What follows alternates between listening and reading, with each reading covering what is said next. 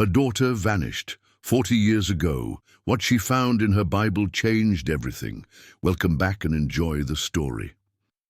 The rain drummed against the windows of the small Chicago bungalow as Margaret Henley knelt on the hardwood floor, her arthritic fingers clutching a yellowed envelope.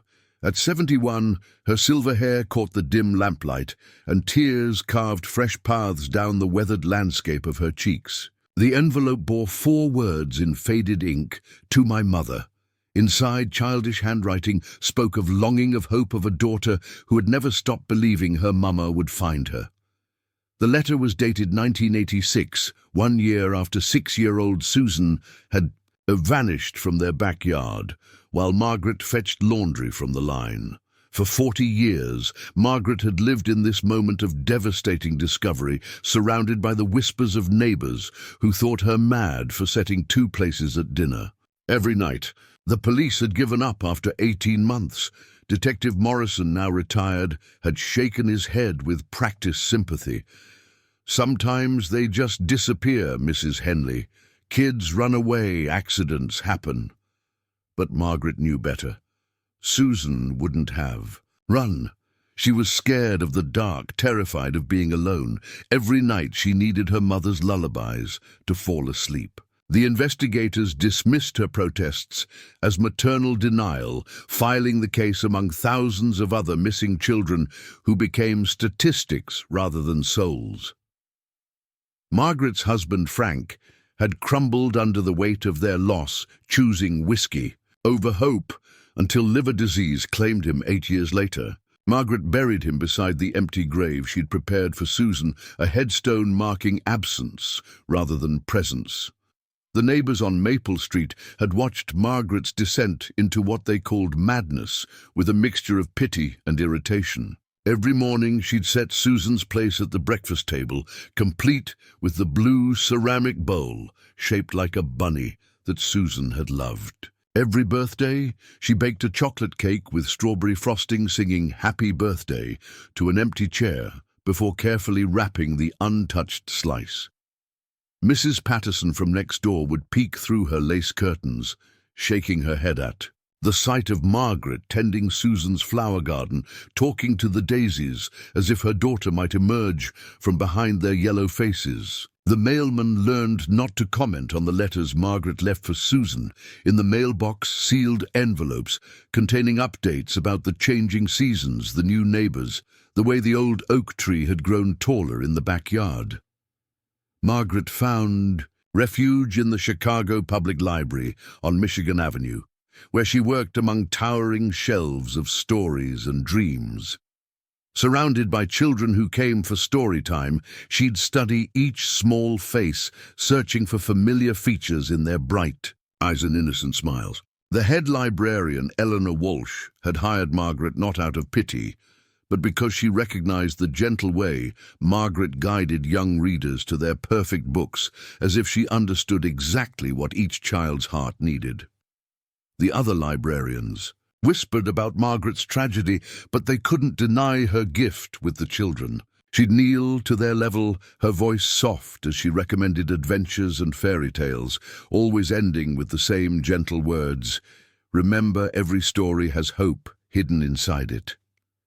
The irony wasn't lost on anyone that a woman who'd lost her own child's story had become the keeper of so many others. Years accumulated like dust on Susan's untouched bedroom.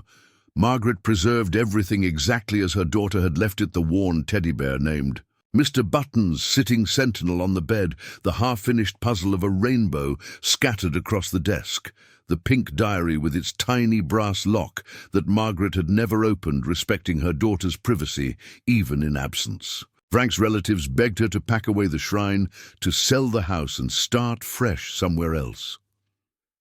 "It's not healthy, Margaret," her sister-in-law Carol would say during her increasingly infrequent visits.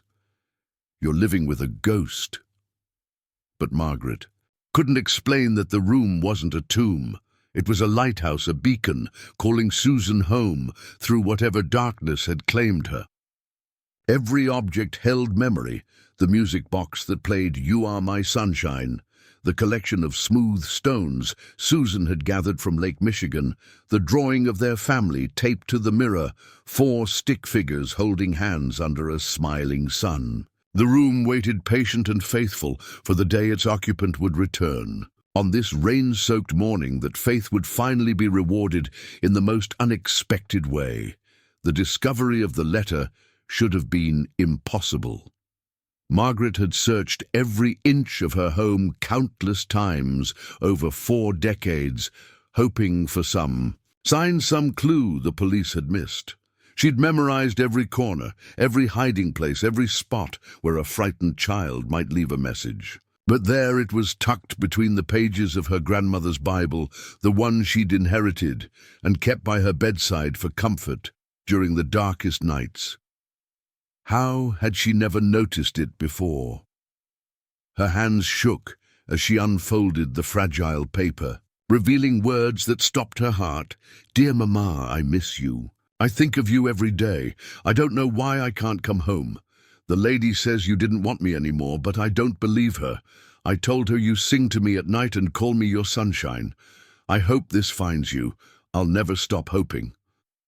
The handwriting was unmistakably Susan's, the same careful loops and uncertain letters Margaret had helped her practice at the kitchen table. But how could a 6-year-old have written such words? And how had the letter found its way into Margaret's Bible without her knowledge? Have you ever experienced or know someone who has experienced something similar? Please share your thoughts in the comments. Margaret's trembling fingers discovered more letters hidden deeper in the Bible's pages, tucked between Psalms and Proverbs like pressed flowers of hope. Each envelope bore the same childish handwriting, though it grew more mature. With each dated letter, Susan had written about learning to play piano, about missing the smell of Margaret's apple pie, about dreams where she ran through their backyard calling for her mama.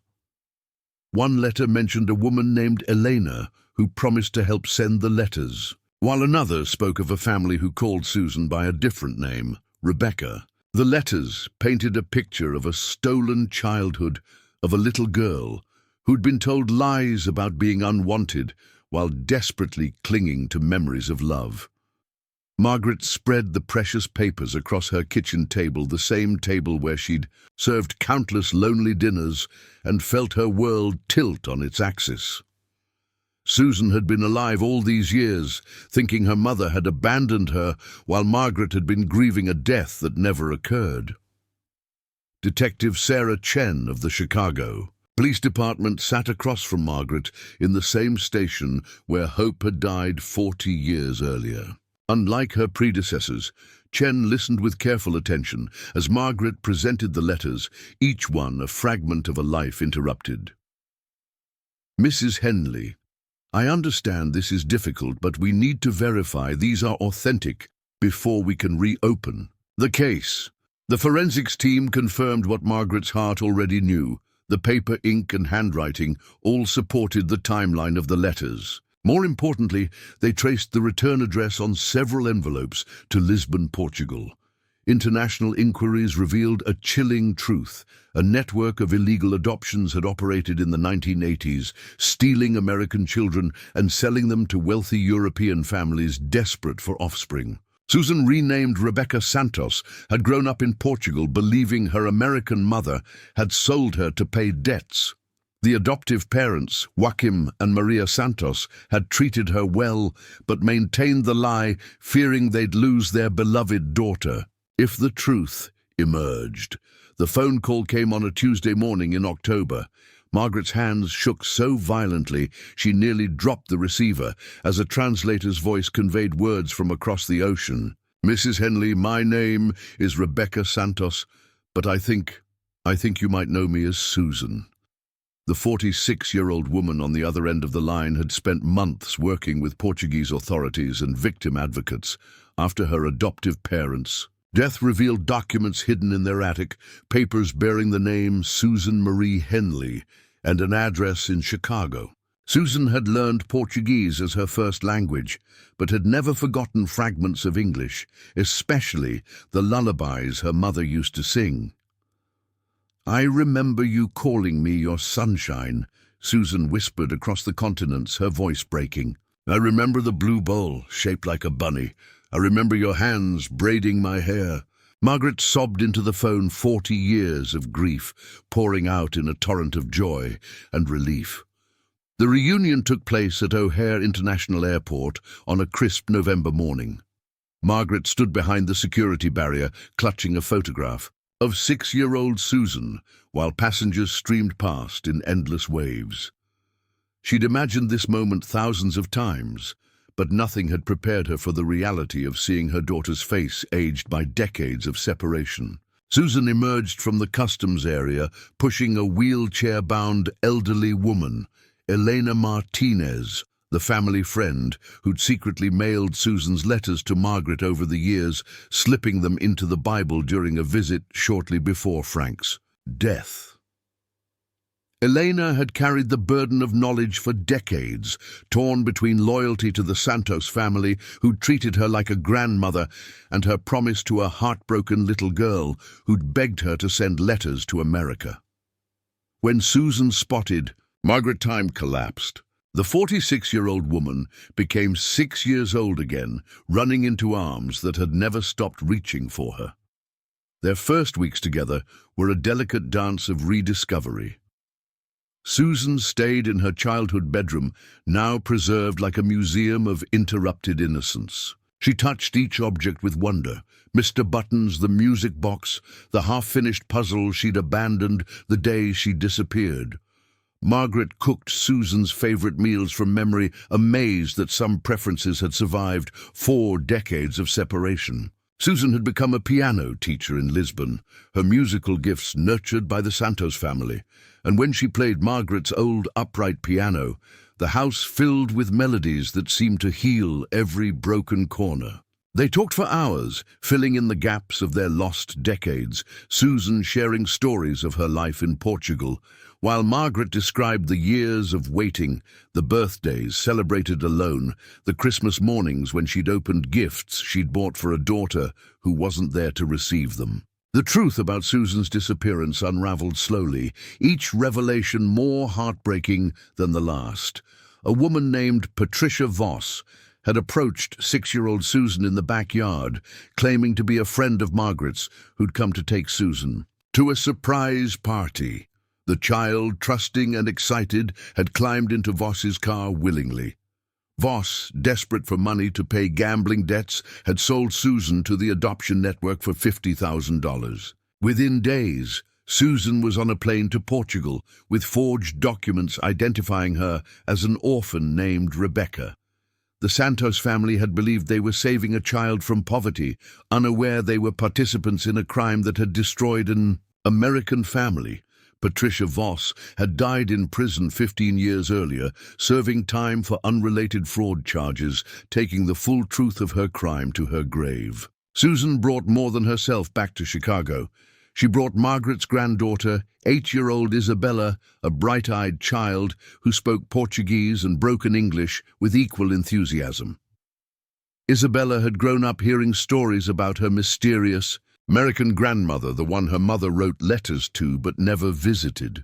When Isabella met Margaret for the first time, she shyly offered a drawing she'd made on the airplane, 2 stick figures holding hands under a smiling sun, the same image Susan had drawn as a child and left taped to her bedroom mirror. Margaret knelt to Isabella's level, just as she'd done with countless children at the library, and whispered, "Every story has hope hidden inside it, and you, my darling, are the most beautiful hope I've ever seen." That evening, Margaret set the table for 3 instead of 2, adding Isabella's place with a child's plate decorated with dancing bears. Christmas morning arrived draped in snow and possibility. For the first time in 40 years, Margaret didn't wake to silence and sorrow. Isabella's laughter echoed through the house as she discovered presents under the tree, gifts Margaret had bought but never had the chance to give, saved in boxes marked with Susan's name and various ages. Susan opened a jewelry box that played "You Are My Sunshine." the same melody that had called her home across decades and continents. They attended Christmas Eve service at St. Mary's, where Margaret had lit countless candles for her missing daughter. This year, Susan lit a candle too, not for the lost, but for the found. The congregation, many of whom remembered the tragedy of Susan's disappearance, wept openly, as Margaret introduced her daughter and granddaughter, living proof that miracles could sleep between the pages of Scripture for 40 years before blooming into reality. Margaret kept the letters in a wooden box on her kitchen table, tied with a blue ribbon the color of hope. The Bible remained by her bedside, its pages now holding salvation instead of sorrow. Susan decided to stay in Chicago, enrolling Isabella in the elementary school, where Susan herself had been meant to attend 4th grade. They walked the halls together, Susan's hand in Margaret's, Isabella, skipping between them 3 generations, bridging the gap that crime had torn in their family's story. The neighbors on Maple Street, who'd whispered about crazy Margaret Henley for decades, now spoke in hushed tones of wonder about the miracle that had unfolded behind the lace curtains of number 42. Margaret returned to the library, but now she brought Isabella for story time, watching her granddaughter's eyes light up with the same love of books that had sustained Margaret through her darkest years. The house on Maple Street finally felt complete. Susan's bedroom became Isabella's, while Susan took the guest room Margaret had kept ready for visitors who rarely came. They planted a new garden together, 3 generations of women kneeling in the same soil where Susan had once played among the daisies. Isabella learned to braid friendship bracelets, while Margaret taught her the lullabies she'd sung to Susan, the same songs that had traveled across oceans in memory and love. On quiet evenings, Susan played piano, while Margaret and Isabella sat. Nearby, the music weaving their separate histories into one harmonious future. The years of separation would always be part of their story, but they no longer defined it. Love had proven stronger than loss, hope more enduring than heartbreak, and faith more powerful than the forces that had tried to keep them apart. Susan established a foundation to help other families separated by illegal adoption, working with international agencies to reunite children with their birth families. Margaret became the foundation's unofficial grandmother, offering comfort to parents whose children were still missing and celebrating with families blessed by reunion. They received letters from around the world, from mothers in Argentina searching for stolen daughters, from adoptees in Germany seeking their American roots, from investigators working to dismantle networks that trafficked in broken hearts and shattered families. Each success story felt like another piece of Susan coming home, another family's prayers answered through the work born of their own miraculous reunion. The Bible remained Margaret's most treasured possession, not for the letters it had hidden, but for the faith it had preserved. She often told visitors that God works in mysterious ways, sometimes hiding miracles in the most unexpected places, waiting for the moment when hearts are ready to receive them. Susan learned to read her mother's worn Bible, finding comfort in the passages Margaret had underlined during the darkest years, verses about weeping, enduring for a night, but joy coming in the morning, about those who sow in tears, reaping songs of joy. Isabella grew up hearing the story of how letters found their way home, how love refused to surrender, how a grandmother's faith could move mountains and cross oceans to reunite a family that evil had tried to destroy. Congratulations. Type 7 in the comments so I know you stayed with me until the end. Leave a like and subscribe, but only if you truly enjoy what I do here. See you.